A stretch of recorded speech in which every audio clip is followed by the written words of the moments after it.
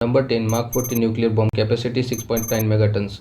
Mark 40 nuclear bomb या फिर MK14 या TX14 एक अमेरिकन थर्मोन्यूक्लियर वेपन था जिसे डिजाइन किया गया था 1950 में। पूरे विश्व में यह एक पहला solid fuel staged hydrogen bomb था। एक एक्सपेरिमेंटल वेपन के तौर पर यूनाइटेड स्टेट्स ने सिर्फ 5 MK14 बॉम्ब्स को प्रोड्यूस किया था 1954 में। फिर इसे अप्रैल 1954 में कासल यूनियन न्यूक्लियर एक्सपेरिमेंट के दौरान टेस्ट किया, जिसमें लिथियम के नॉन रेडियोएक्टिव आइसोटोप यानी कि लिथियम के 7 मास वाले आइसोटोप का यूज किया था। इस बॉम्ब की लंबाई 18 फुट और इसका जो वजन था वो 31,000 पाउंड था। इस भारी भरकम बॉम्ब को कैरी करने के लिए B-36 और B-47 जैसे बॉम्बर का यूज किया गया था। पैराशूट ड्रॉप मेथड से इसे नीचे फेंका जाता था ताकि जो पैराशूट है इसको धीरे धीरे टारगेट पे गिराए और जिससे जो बॉम्बर क्रू थे वो आराम से वहाँ से एस्केप कर सके, उनको समय मिल जाए कि वहाँ से उसके शॉक वेव्स के जो रेडियस थे उससे वो बाहर निकल कर जा सके। डेटोनेशन के बाद 6.9 मेगाटन्स की कैपेसिटी का शॉक वेव्स क्रिएट होते थे इस बॉम्ब से। अगर मैं बात करूँ इसके स्ट्रेंथ की तो मार्क 14 जो है वो 328 गुना ज़्यादा पावरफुल था एटॉमिक बॉम्ब फैटमैन से, जो कि 1945 में जापान के नागासाकी पर गिराया गया था। इसके सक्सेसफुल टेस्ट के बावजूद मार्क 14 को बाद में रिटायर कर दिया गया था क्योंकि इसके पावर का 5 मेगाटन जो है वो फ्यूजन रिएक्शन से आता था। इस वजह से इस वेपन को डर्टी कंसीडर किया गया क्योंकि इसके डेटोनेशन के बाद भी इससे बहुत ज़्यादा मात्रा में रेडिएशन निकलते रहता था। इसके बाद इन पांचों मार्क 14 को रिसाइकल करके और मार्क 17 वेरिएंट्स के बॉम्ब बनाए गए। Number 9 mark 16 nuclear bomb capacity 7 मेगाटन्स।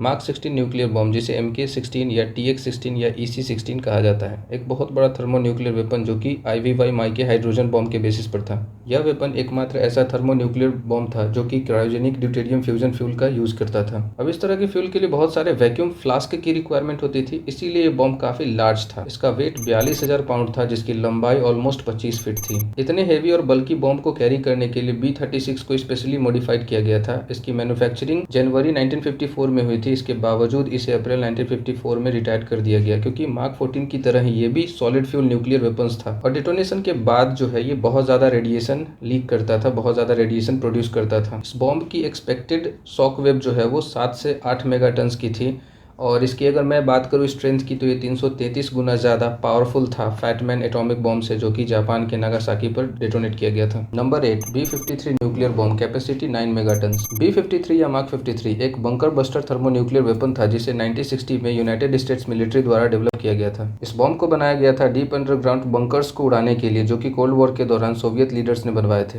इस बॉम्ब के पास काबिलियत थी कि ये सरफेस को ब्लास्ट तो करेगा ही, साथ में सरफेस के नीचे वाले जो अंडरग्राउंड बंकर्स के जो टारगेट है उसको भी ब्लास्ट करेगा। इसी वजह से उस न्यूक्लियर वार में यूनाइटेड स्टेट्स काफी मजबूत था। 1950 के न्यूक्लियर बॉम्ब से छोटा होते हुए भी ये बॉम्ब 9 मेगाटन्स के शॉकवेव्स को क्रिएट करता था। इसकी वेट 8,850 पाउंड थी और लेंथ 12 फीट थी। 9 मेगाटन्स के शॉकवेव्स क्रिएट करने पर B-53 जो है इतना कैपेबल था कि वो 9 मील तक के रेडियस को किसी भी स्ट्रक्चर को तबाह करने के लिए काफ़ी था और 20 माइल तक इसके जो भी संपर्क में, जो भी कांटेक्ट में आता वो जल सकता था, सेवियर बर्न का शिकार हो सकता था। रिसर्चर्स ऐसा मानते थे कि जिस जगह पे इस बॉम्ब को गिराया जाए उसके लगभग 2.25 माइल के रेडियस के अराउंड जो है 90% तक के चीज़ों को डिस्ट्रॉय पूरी तरह से किया जा सकता है। इसकी संख्या ऑलमोस्ट 340 थी और B-53 को डेवलप किया गया था 1960 में, जिसमें से 50 जो थे बॉम्ब्स उसको ट्रांसफर किया गया टाइटन प्रोजेक्ट को। बाकी के बचे हुए B-53 को डिसमेंटल कर दिया गया 2011 में इसकी सुरक्षा और रख रखाव के नजरिए से। Number 7 mark 36 nuclear bomb capacity 10 megatons. Mark 36 nuclear bomb 1950 में बनाया गया सबसे ज्यादा शॉकवेव्स देने वाला थर्मोन्यूक्लियर वेपन था। मार्क 36 यूनाइटेड स्टेट्स गवर्नमेंट के द्वारा टेस्ट किया गया सबसे पहला ड्राई न्यूक्लियर वेपन था। इस बॉम्ब की लेंथ 150 इंच और वेट 17,700 पाउंड था। इस बॉम्ब के डेटोनेशन होने पर यह लगभग 10 मेगाटन्स के शॉकवेव्स को क्रिएट करता था।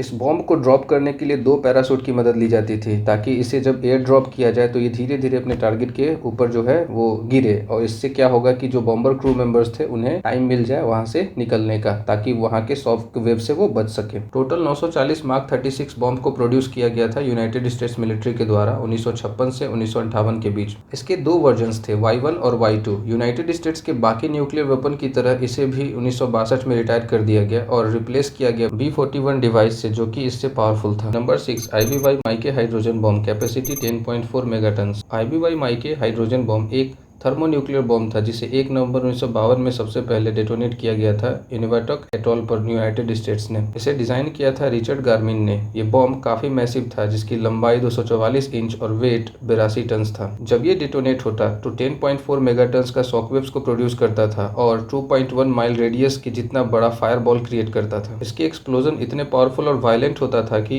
इस बॉम्ब के मशरूम क्लाउड 56,000 फीट ऊपर तक जाता था, वो भी 90 सेकेंड से भी कम टाइम में, और मैक्सिमम हाइट 1,35,000 फीट तक पहुंच जाता था इसके शॉकवेव्स। इससे जो रेडियो एक्टिव डेब्रीज यानी कि जो कचरा प्रोड्यूस होता था उस जगह से 35 माइल्स की दूरी तक जाकर गिरता था, जबकि रेडियो एक्टिव डीके कुछ महीने तक ही होते रहता था उस जगह पे। इसके एक्सप्लोजन से 2 नए एलिमेंट्स आइंस्टीनियम और फर्मियम का क्रिएशन हुआ था डेटोनेशन की जगह पर, इस बॉम्ब के हाईली कंसंट्रेटेड न्यूट्रॉन फ्लक्स की वजह से। इसके डिस्ट्रक्टिव पावर की अगर बात करें तो ये फैट मैन एटॉमिक बॉम्ब से लगभग 472 गुना ज्यादा पावरफुल था। नंबर 5, मार्क 24 जिसे B-24 न्यूक्लियर बॉम्ब भी कहा जाता था। Capacity 10 to 15 megatons. मार्क 24 या MK-24 या B-24 न्यूक्लियर बॉम्ब एक मैसिव थर्मोन्यूक्लियर वेपन था जो कि यूनाइटेड स्टेट्स मिलिट्री ने 1954 से 1955 एक साल के बीच में प्रोड्यूस किया था। एक साल में उन्होंने 105 डिवाइसेस का प्रोडक्शन किया था और ये Castle Yankee series of the bomb test के बेस पर बना था। चूंकि ये तीसरा सबसे बड़ा न्यूक्लियर बॉम्ब था अमेरिकन के द्वारा बनाया गया, इसीलिए काफी हेवी था। इसका लेंथ 296 इंच और वेट 42,000 पाउंड था। इसकी टेस्टिंग तो नहीं की हुई थी, पर इसके एक प्रोटोटाइप डिवाइस जो कि 1954 में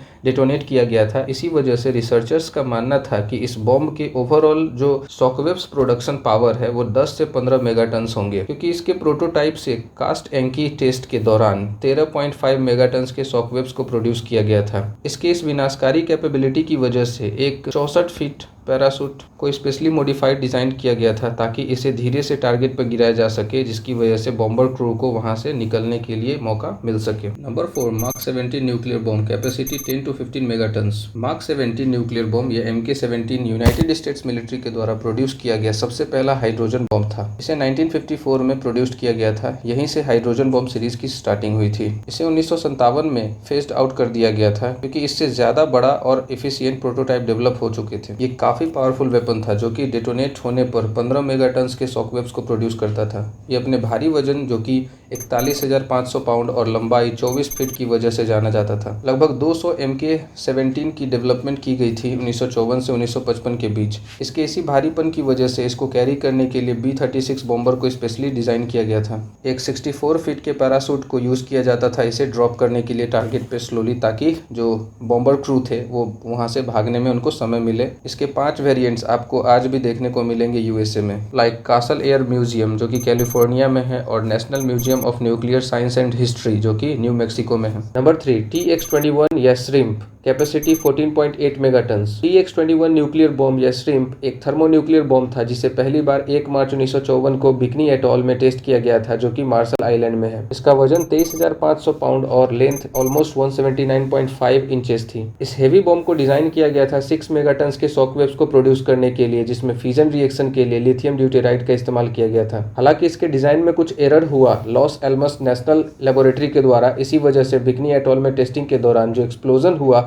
वो एक्सपेक्टेशन से 3 गुना ज्यादा था। लगभग 15 मेगाटन्स के शॉकवेव्स प्रोड्यूस हुए जो कि फैटमैन एटॉमिक बॉम्ब से 1000 गुना ज्यादा पावरफुल था। इसके डेटोनेशन के 1 सेकेंड में ही इस न्यूक्लियर बॉम्ब ने ऑलमोस्ट 4.5 माइल्स चौड़े फायरवॉल में कन्वर्ट हो गया था जो कि 250 माइल दूर से ही देखा जा सकता था। वैसे हर न्यूक्लियर ब्लास्ट में मशरूम क्लाउड्स तो बनते ही हैं, पर इसके मशरूम क्लाउड 47,000 फीट की ऊंचाई तक पहुंच गया था, वो भी 1 मिनट से भी कम समय में, और इसकी जो रेंज थी वो 7 माइल्स थी। पैसिफिक ओशियन के सराउंडिंग में लगभग 7,000 स्क्वायर माइल के दायरे में इसके रेडियो एक्टिव डेब्रीज यानी कि रेडियो एक्टिव कचरा बहुत ज्यादा फैल गया था। टेस्टिंग के दौरान हाई विंड स्पीड होने की वजह से रेडियो एक्टिव डेब्रीज केवल पैसिफिक ओशियन के सराउंडिंग में ही नहीं रहे बल्कि और भी कई जगहों पे चले गए थे, जैसे कि south east Asia, Australia, Europe and south western United states. ये एक इंटरनेशनल इंसिडेंट बन चुका था जिससे लाखों लोगों पर बैड इम्पैक्ट डाला और अलग अलग तरह के रेडियो एक्टिव सिकनेस दिए, जैसे कि nausea, diarrhoea, hair loss, skin lesions और वोमिटिंग।